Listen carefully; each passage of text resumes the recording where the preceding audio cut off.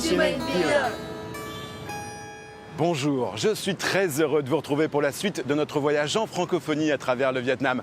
Après une découverte du monde francophone dans la capitale, Hanoï, et une balade en vélo et en français dans le delta du Mekong, j'avais envie de vous présenter celles et ceux qui font vivre la langue française dans la ville qui porte le nom du fondateur de la nation vietnamienne, Ho Chi Minh, que tous les Vietnamiens surnomment Oncle Ho. Ho Chi Minh Ville, qu'on appelle encore aujourd'hui Saigon, est considérée comme la capitale économique du pays, mais aussi comme un paradis gastronomique.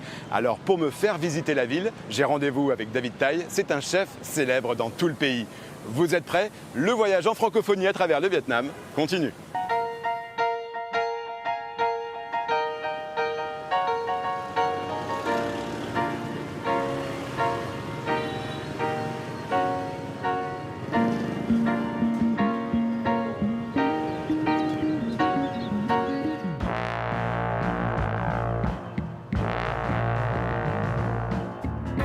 C'est en 1978 que David Tay part avec ses frères, ses sœurs, son oncle et sa tante en France.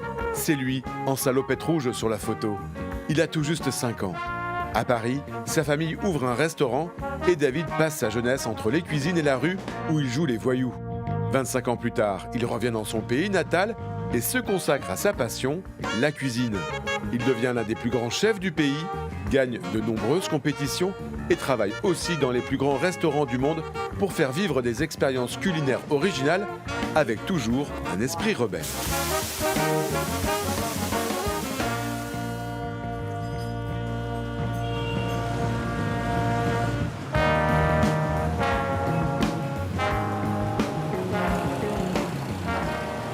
Hey, salut David! Salut Yvan, vas-y. Ça va? Tu sais à quoi je t'ai reconnu? Non. Eh ben regarde, à ton nom, on peut pas te rappeler, David Tay. Merci beaucoup à toi. Pourquoi tu m'as donné rendez-vous ici? Bah, écoute, ici c'est le district 1, c'est Tan Don, c'est là où j'ai grandi pendant un certain temps.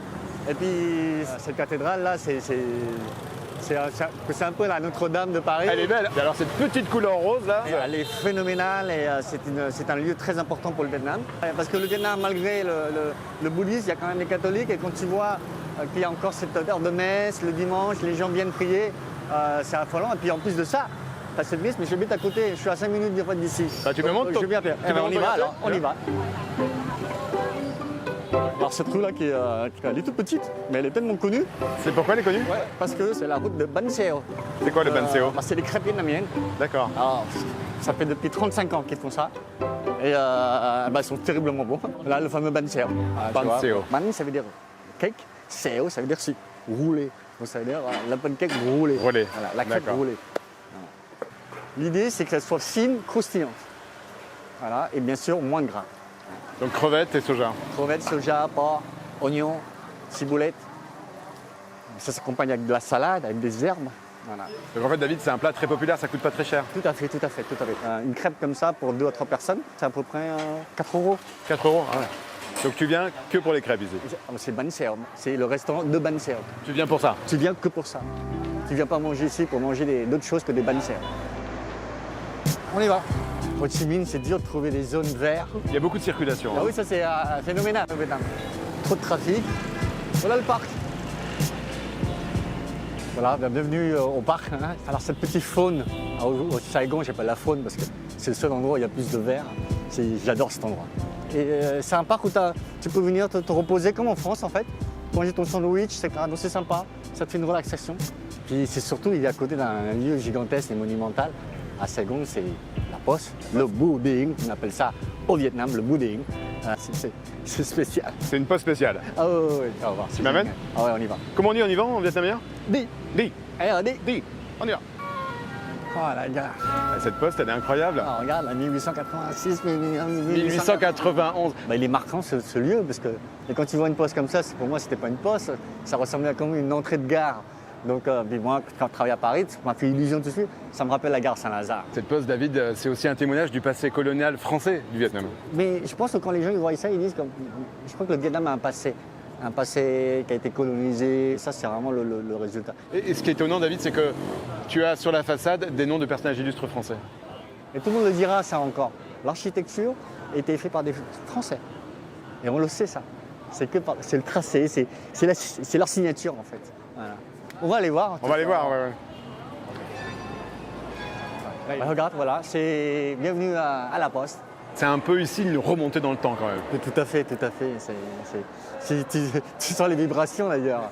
Pour moi, c'est un musée aujourd'hui ici. Parce que tu as des choses qui sont dans le temps et ça fait du bien de voir tout ça.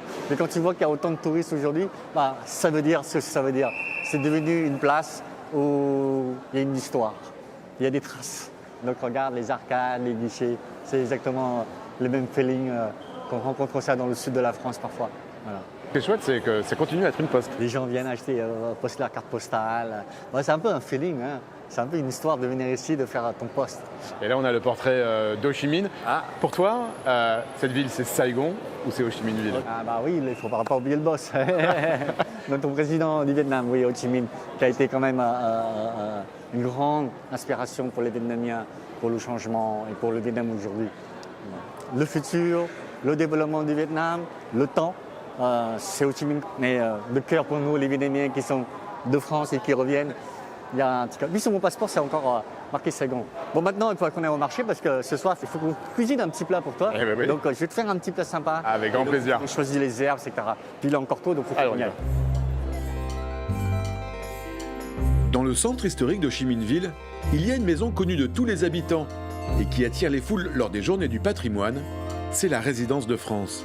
Construite en 1872 par des ingénieurs de la marine, ce lieu d'exception raconte l'histoire de la présence française au Vietnam. La consul générale, Emmanuelle Pavillon-Grosser, nous ouvre pour la première fois les portes de cette maison, à la fois lieu de vie et outil diplomatique. Bonjour et bienvenue à la résidence de France. Je vous invite à me suivre pour venir la visiter. Alors, vous vous trouvez aujourd'hui dans les coursives. Donc, c'est une des particularités de l'architecture de cette maison qui date de 1872, donc il y a un peu plus de 150 ans.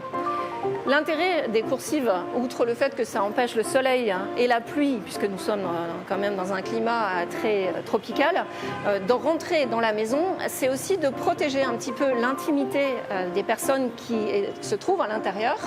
Les architectes de l'époque avaient mis des persiennes qui sont très hautes et la partie basse que vous pouvez observer sur les volets bouge pour pouvoir permettre l'aération sans laisser entrer les yeux extérieurs.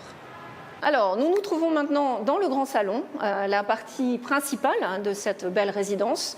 Elle nous permet d'organiser différents types d'événements, des réceptions, mais aussi des conférences de presse, des tables rondes, mais aussi, ce qui est très important pour nos compatriotes français, les cérémonies de mariage. Et c'est pour cela que vous avez la Marianne dans cette pièce en permanence. Mais nous avons aussi, et c'est la partie la plus précieuse de notre salon ici, cette magnifique statue de l'ethnie Cham qui date d'il y a 1000 ans, donc 10e siècle, et dont nous essayons de prendre le plus grand soin. Alors dans toute la maison, vous allez remarquer qu'il n'y a pas de tapis, mais que vous avez un magnifique carrelage qui est d'origine et qui donne l'illusion qu'il y a un tapis au sol, tout en donnant un petit peu de fraîcheur à la maison, puisque nous ne pouvions pas à l'époque mettre de tapis sans risque de les voir être trop humides et donc de se détériorer trop rapidement. Alors nous nous trouvons maintenant devant un présentoir qui montre toutes les époques à laquelle cette belle demeure a été habitée, depuis Napoléon III avec son N et la couronne, 1872 jusqu'à nos jours, en passant par évidemment gouverneur général au commissariat français. Ça montre toute l'étendue de l'histoire à partir des cuillères et des fourchettes. Alors nous allons quitter la maison pour découvrir ce qui est le joyau de cette propriété, à savoir le jardin, puisque ici nous avons la chance d'avoir le plus grand parc privé de Saigon, 1,5 hectare, et qui est habité par de très grands arbres. Certains sont plus anciens que la maison, mais aussi par toute une faune, donc des civettes, des écureuils, des serpents, toute une faune que nous avons l'habitude de croiser au quotidien. Alors nous sommes ici devant des stèles qui ont été récupérées dans un cimetière qui a été rasé il y a quelques années. Et nous avons décidé de mettre ces stèles ici pour honorer la mémoire tous les 11 novembre des soldats militaires français et vietnamiens qui sont tombés pour notre pays. Alors, vivre dans une résidence historique qui a plus de 150 ans, c'est à la fois un honneur, un privilège, mais c'est aussi une responsabilité. Puisque cette belle maison a vu passer des hôtes prestigieux, même si on n'a pas la certitude absolue, il semblerait que le général Leclerc, que le général de Lattre de Tassigny ait résidé quelque temps ici dans cette belle maison. Donc quand vous avez des noms aussi prestigieux, on se sent impliqué et on est très content et très fier de faire partie de cette histoire. Et pour nous, c'est toujours un honneur en fait d'habiter dans un lieu qui est à la fois connu des Français mais aussi des Vietnamiens. Et les Vietnamiens considèrent que c'est aussi une partie de l'héritage historique commun que nous avons avec eux. Alors, cette maison a certes un passé historique, mais tout l'intérêt d'avoir un patrimoine aussi important, c'est de pouvoir la faire vivre et faire connaître ce patrimoine. Et pour nous, c'est essentiel d'avoir régulièrement des personnes qui viennent ici, qui sont reçues au nom de la France dans ce très bel outil. Et nous sommes en réalité le seul consulat général à avoir une très belle demeure et un très grand parc avec des arbres magnifiques à Saigon. Nous en sommes très fiers.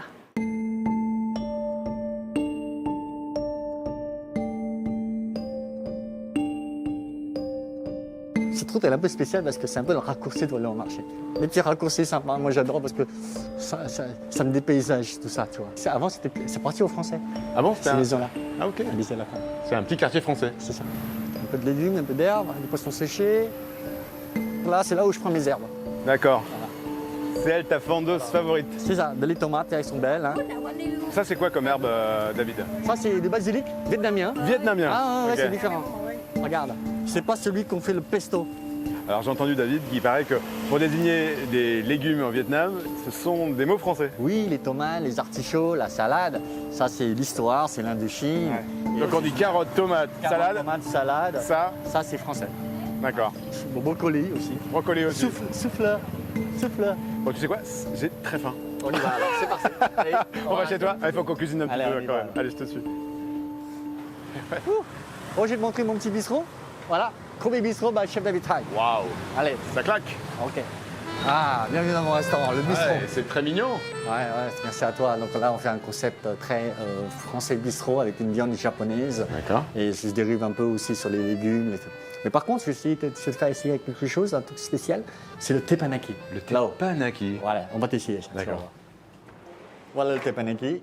Alors c'est ça, le teppanyaki. Exactement. Donc quand tu regardes en bas le bistrot, ici, c'est japonais. Cuisine d'origine japonaise, mais moi, je l'ai revu à ma façon après. Donc j'ai incorporé beaucoup de touches francophones. Et on retrouve notre basilic du marché. Le basilic, et on retrouve aussi la petite touche française, le foie gras derrière, qui donne le gras, l'onctuosité, le richness de la patrimoine française. Et toi, tu fais de la cuisine devant les gens. Exactement, exactement. C'est un show parce qu'on fait du flambage, on fait un peu du show, exactement. Donc on y va alors. Allez, Donc moi, je m'installe là. exactement. Et je te montre Allez. ça. Je me sens un peu privilégié, David. Ah bah c'est normal. Avoir un chef rien que pour moi, un teppanyaki, et je mets mon tablier alors. Et donc David, c'est parti pour le parti. show.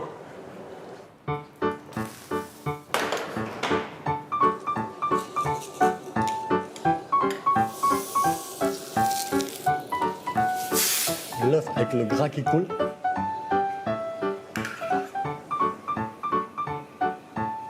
Un peu de crumble. Magnifique David. Et hop, la petite fine touche française, la petite biscottine. La petite touche franco-vietnamienne, la petite Exact. touche francophone. Hein. Exactement. On là. va déguster ton plat. Oui, David. Oh, c'est une petite entrée chaude, on va dire. Voilà, ça donne de la couleur. Allez David, c'est excellent. Qu'est-ce que ça représente pour toi, la gastronomie vietnamienne?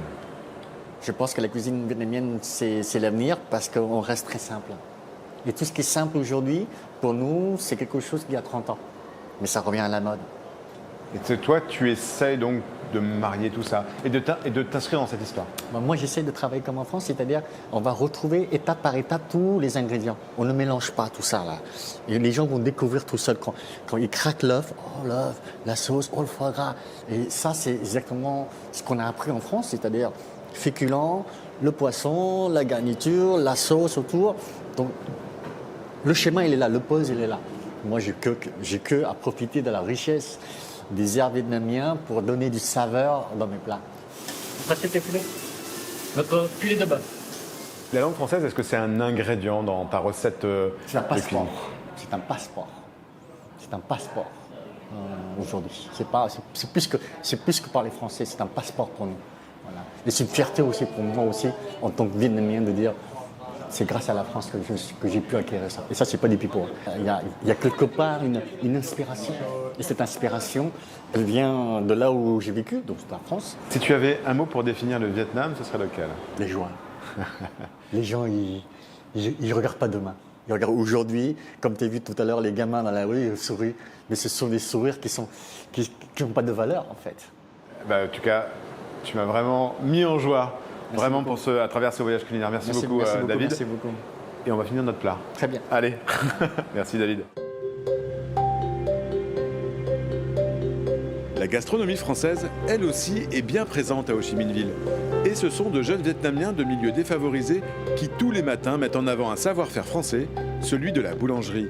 Depuis 2018, un lycée professionnel accueille l'école de la boulangerie française, créée il y a 20 ans à Hue par 2 jeunes Français. Chaque semestre, une promotion de 10 apprentis boulangers viennent suivre une formation de haut niveau, pilotée par l'Institut européen de coopération et de développement et financée par l'Agence française de développement. Quentin est un jeune boulanger français. Il a travaillé dans plusieurs grands hôtels à l'étranger. Il a rejoint la boulangerie française pour aider ces jeunes et transmettre son savoir, notamment pour la fabrication d'un héritage colonial, celui de la baguette. Donc là, ils viennent de finir de façonner des baguettes type baguette de tradition. Donc la baguette est un produit qui marche bien et on va dire que les cultures de consommation des Vietnamiens sont en train de changer. Donc plus en fait on vient apprendre à nos jeunes à faire une bonne baguette à la française et plus en fait ils auront des chances dans le futur de travailler dans des gros groupes, de la grande distribution, de l'hôtellerie, etc. Comme dans une formation de CAP à la française, les jeunes apprennent à faire du pain et des viennoiseries bien sûr, mais pas seulement. Ils suivent des cours de culture culinaire, mais aussi de savoir-être pour s'insérer au mieux chez leurs futurs employeurs. Explication de la directrice Thuy Van Dang Hardiville, qui est revenue dans son pays natal pour suivre ce projet qui la passionne. Alors ces croissants, ces pains au chocolat représentent un savoir-faire français qui est très recherché actuellement au Vietnam. Et du coup, ça permet à nos étudiants, après leur formation, d'intégrer un emploi stable dans le secteur d'hôtellerie et de restauration. Et du coup, ainsi améliorer leurs conditions de vie et subvenir aux besoins de leur famille. Direction le Sofitel, l'un des plus beaux hôtels de Chi Minh Ville qui vient de fêter en grande pompe ses 25 ans. Le groupe Accor, auquel appartient le Sofitel, embauche régulièrement des jeunes apprentis de la boulangerie française pour soutenir son activité d'entreprise sociale, mais aussi tout simplement pour la qualité de leur formation professionnelle. C'est le cas de 2 anciens élèves qui préparent depuis quelques mois le petit déjeuner au Sofitel. La formation à la boulangerie m'a beaucoup aidée, notamment pour savoir faire des croissants et du pain, qui est une technique difficile. J'aime travailler ici au Sofitel parce que cet hôtel représente la culture française et j'espère y rester longtemps. La boulangerie, c'est un point de départ pour ma carrière. J'aimerais plus tard être chef cuisinier. C'est une chance de travailler dans un hôtel 5 étoiles. J'apprends beaucoup ici auprès des équipes et peut-être qu'un jour, j'ouvrirai mon propre restaurant.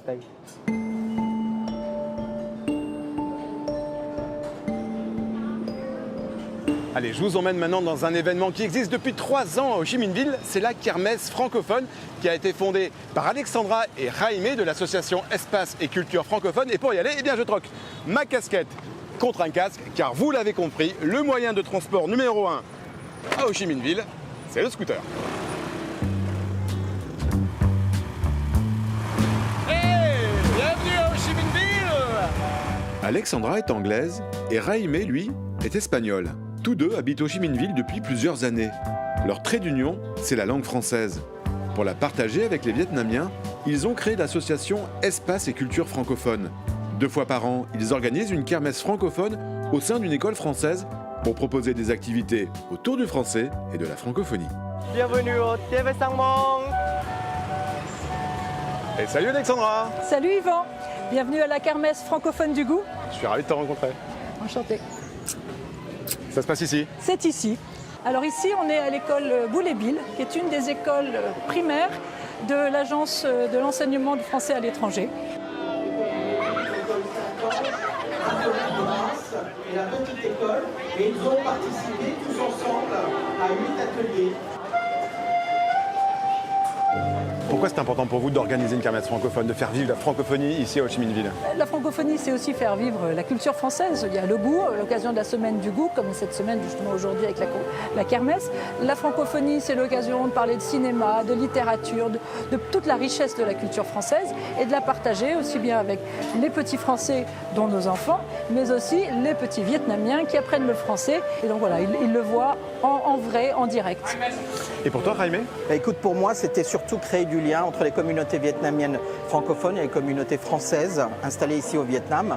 Et on a commencé avec une école vietnamienne qui participait à nos événements. Aujourd'hui, elles sont 4.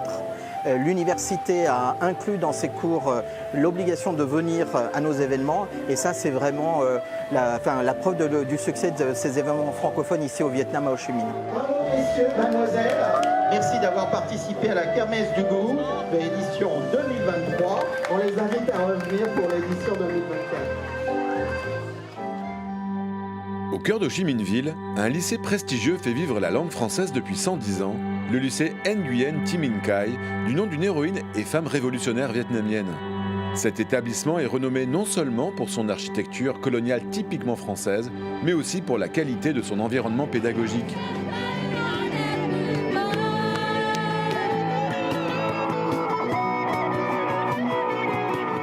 Ici, le talent artistique des élèves est valorisé, mais aussi leur talent sportif dans plusieurs disciplines. La réputation du lycée tient également à son excellence académique, et notamment dans l'enseignement des langues étrangères. Bienvenue au lycée. 200 élèves sont inscrits dans des classes bilingues où les mathématiques sont enseignées en français. Un défi, mais aussi une motivation pour ces élèves qui s'inscrivent dans une tradition. Je peux dire que j'apprends le français depuis 12 ans et c'est ma traditionnelle de ma famille. Car ma tante et ma mère et ma grand-mère aussi, ils ont appris le français aussi. Un coupon, un magasin et un supermarché. C'est un e-commerce, très bien, super. Donc pour moi, c'est mon opportunité pour découvrir la culture de France. Mon mot préféré en français, c'est amour. Depuis 1913, le français continue donc à vivre dans les couloirs de l'école, jusque dans ces clubs où les élèves organisent régulièrement des activités ludiques pour s'exprimer en français. Cet environnement francophone et la qualité des enseignements a permis à l'établissement de recevoir le label France Éducation, géré par l'Agence pour l'enseignement français à l'étranger. Un plus pour Tu Duan Troy, le responsable des affaires étrangères du lycée. Le français, que pour nous, est comme quelque chose de très très proche, très intime. Depuis le label France Éducation, on peut avoir un contact beaucoup plus facile avec les établissements scolaires francophones en général et surtout en France en particulier. Vous êtes de vrais ambassadeurs de la langue française et je voulais pour ça vous en remercier chaleureusement. Anne-Laure Vincent est attachée de coopération pour le français au Consulat général de France. Elle se rend régulièrement au lycée pour rencontrer les équipes de direction afin de soutenir et valoriser cet enseignement bilingue francophone à travers ce label reçu par 16 établissements au Vietnam. Un enjeu important pour la place du français dans le pays. Alors l'enseignement bilingue est essentiel ici au Vietnam parce que ça permet de maintenir la langue française avec un nombre d'heures assez conséquent dans les établissements. La langue française est en concurrence directe avec l'anglais, le japonais et le coréen, donc on ne va pas se cacher le fait qu'elle est en perte de vitesse, mais notre souhait c'est de la maintenir vraiment à un niveau de langue seconde assez forte pour qu'elle devienne une valeur ajoutée, un plus dans les études et dans le parcours professionnel. Destination francophonie est au Vietnam. Pour la dernière étape de notre balade à travers Ho Chi Minh Ville, je vais rencontrer Can. C'est un libraire et ça fait 20 ans qu'il permet au public vietnamien d'être en contact avec la littérature française et francophone.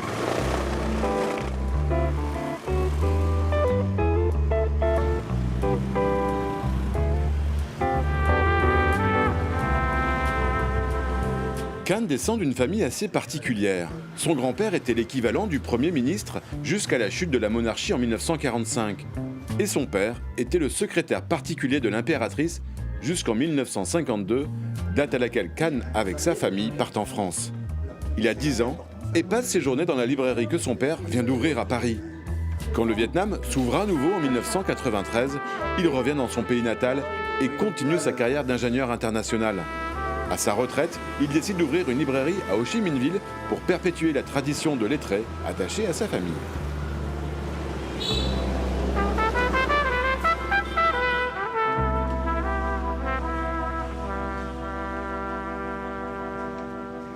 Bonjour Can. Salut Yvan. Ça va? Bienvenue à la librairie française Nam Phan, Saigon. Qu'est-ce que ça veut dire, Nam Phan? Nam Phan, ça veut dire vent du Sud. Vent du Sud. Oui. Et c'est la seule librairie française de Saigon? Oui, c'est la seule librairie française, oui. Alors, qu'est-ce qu'on trouve dans ta librairie?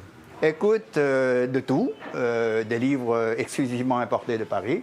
Tu as ici le rayon des romans, des livres, je dirais, plus ou moins classiques. De l'autre côté, on a des livres en lien avec l'Asie en général et avec le Vietnam et l'Indochine en particulier. Pourquoi c'est important d'avoir une librairie française ici à Ho Chi Minh Ville? Parce que au Vietnam, un pays qui fait partie de la francophonie, tout en étant, pour des raisons de business, un îlot de francophonie dans un océan d'anglophonie.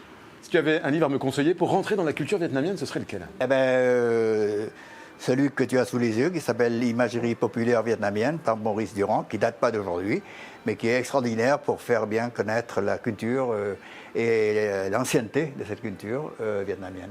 Et si tu avais un mot pour définir le Vietnam? Un pays émergent sur lequel il faudra compter dans les années à venir.